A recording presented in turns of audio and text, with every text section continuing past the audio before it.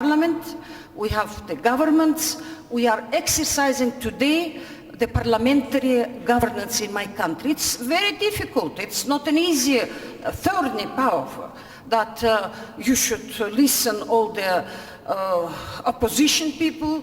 The former Minister of Finance today is the leader of the opposition committee on budget and finance. He knows what is my salary, how much government use to fit the president, the prime minister, and so on. But everything is open today.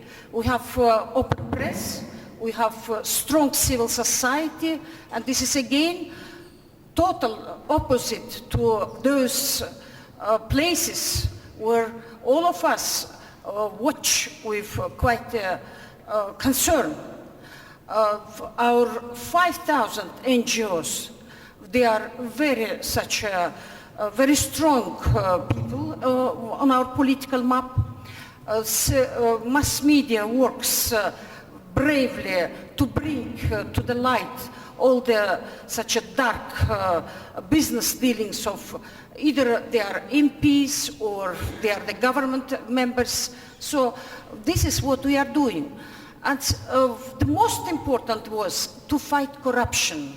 Corruption, it is a serious disease for everyone, developed countries, developing countries, and especially for us, for fragile new countries. We'll celebrate 20 years of our independence this year. 20 years for Kyrgyzstan, it was quite a serious transition. We stopped somewhere in transition. We didn't achieve such a progress like in Kazakhstan, in Russia, but we don't have a right to live like today. We live among those dynamically developing countries like China, Russia, and Kazakhstan, and we do hope that one day we'll achieve certainly good success.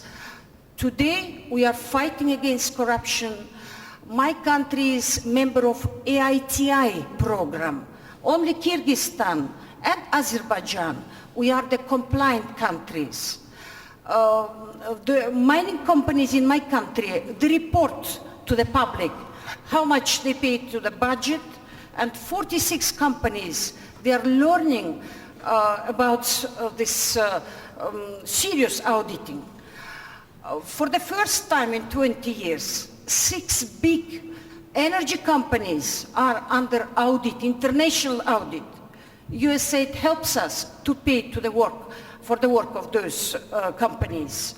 And we do hope that in those energy companies where the losses count up to 45%, would you imagine? Half of the energy produced by those energy companies been stolen in the past. Today, they are coming down, and a lot of measures and actions has been done. The losses today, just about 29–30%, and we do hope that those losses will decrease over the years. We want to put those AITI mechanism, this is transparency in mining mechanism, to put this in energy sector. And we are learning, we are doing many things with this regard. Manas Transit Center, as you know, we have American base in Kyrgyzstan. And we want also to put mechanism of transparency there, because we get $60 million for rent. We want to get more money to supply the fuel to this transit center. And again, a very serious mechanism of transparency will be put over there. We have done some innovation. We have small budget of my country. We are really not very successful, economically successful developing country. But still, this is great importance to follow how efficiently ministries use this budget. We have set up the public oversight boards in every ministry. They look at what is the efficiency of the work at every ministry. In other words, I want to tell you that regardless of those very such a dramatic political events in my country. We look forward. We want to escape from this ashamed 164th place in Transparency List, international list. We want to go up. We want to be among the civilized, developed countries. Thank you.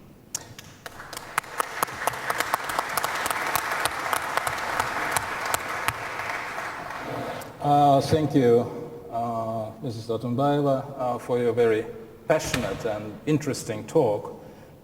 We in Russia, we have been following with a lot of compassion and interest what was going on in Kyrgyzstan the last year, and we are really very happy that now the situation has calmed down, and there is a strong hope also in Moscow that under your presidency and in those new conditions, Kyrgyzstan will finally get the kind of government it deserves. As you may know, we in Russia feel in a quite special way towards the former Soviet republics. We used to be one country, and this approach, I think, is still very much there. We don't feel worlds apart. We rather feel that we are part of the same world, of the same area, and of the same history. So we wish you a lot of success. We have here on the panel two high representatives of the governments of Kazakhstan and Turkmenistan. I would like to present you Mr. Yerbol Orunbayev, who is the Deputy Prime Minister of Kazakhstan, and I would like to give him the floor. Kazakhstan is the country which shows the highest rate of development in this area, and some would say in the whole of Eurasia. It has very successful economic reforms. Now in Russia we have started to study Kazakhstan economic reforms and to take a kind of as an example for us.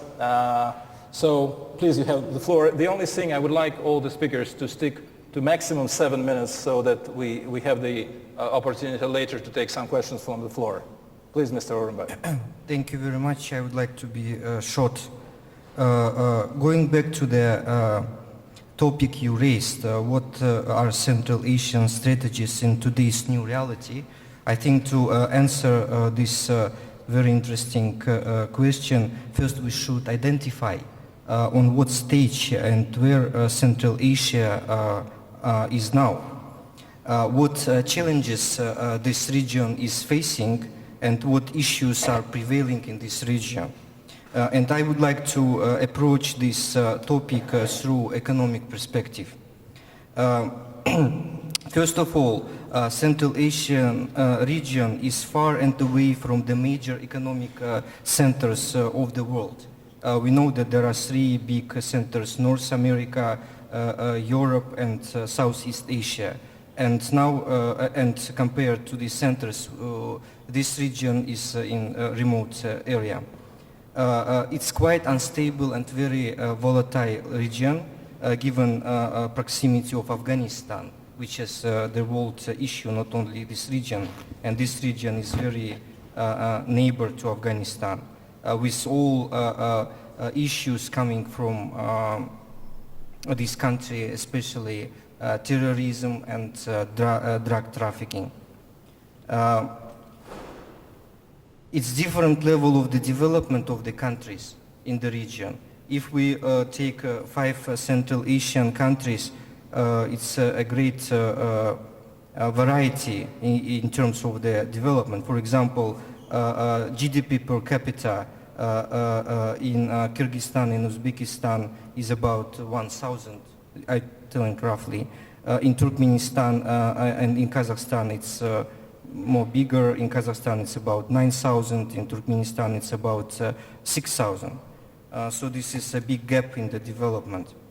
There is a big problem of the poverty, which is during the collapse, after the collapse of the Soviet Union and after this 20 years transition period somehow prevailed, and not all countries of the region managed successfully to address the social issue of poverty and even distribution of the wealth.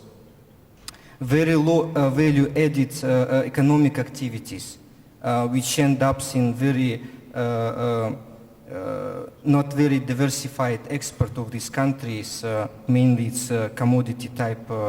As the president of Kyrgyzstan mentioned, it's some kind of the raw extracting commodity or very low added value such as cotton or wheat or other type of the commodities. Not very developed, I would say developed human capital, but in some way obsolete. A lot of the modernization is needed to bring it to the world standards. Based on these issues, and I raised just some of them, which I think is very important, but I'm pretty sure that there are many others of them, especially in the context of each country in the region. I think it's possible to answer the question, what will be the best strategy for the Central Asia? I would say that the major goal of all Central Asian republics, countries, should be goal of the integration to the global economy. And it should be two-dimensional.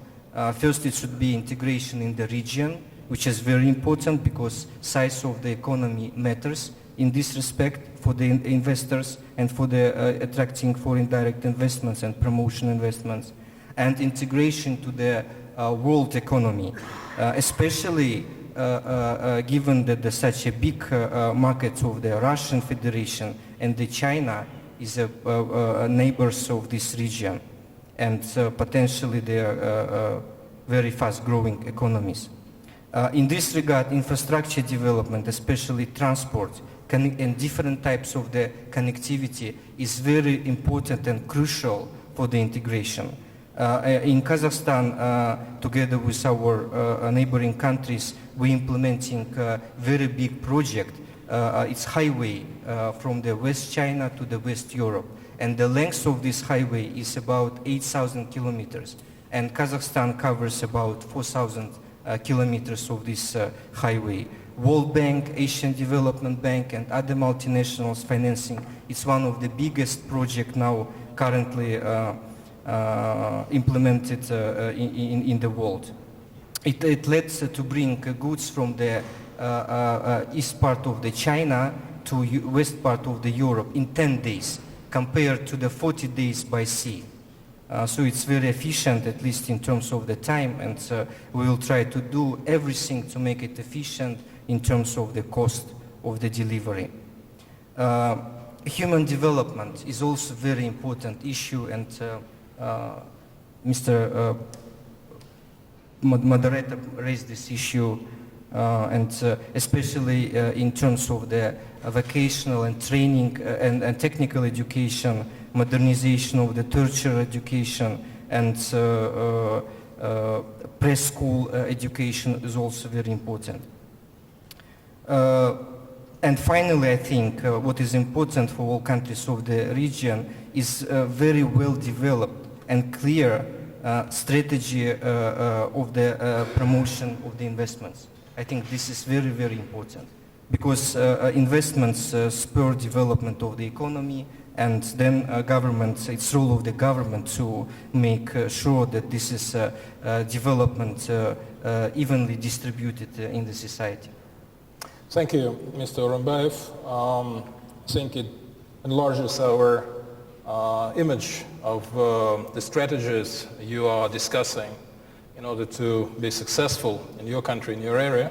Now I have the pleasure to give the floor to Mr. Japarov, who is Deputy Prime Minister of the government of Turkmenistan.